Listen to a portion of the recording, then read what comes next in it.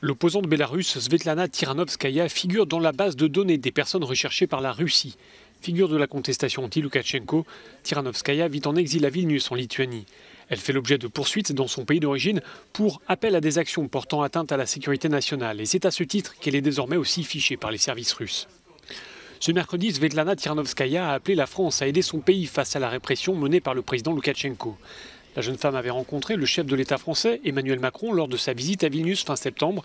Cette fois, elle s'est adressée à des députés français lors d'une audition en visioconférence. Dès à présent, a-t-elle dit, il faut soutenir les médias indépendants, les organisations civiles, les organisations étudiantes. Dès aujourd'hui, nous devons penser au programme d'aide pour reconstruire le Bélarus. Nous pouvons construire un nouveau Bélarus. Ce sera un pays avec un avenir, un pays de liberté, et nous ne pourrons pas le faire sans votre aide.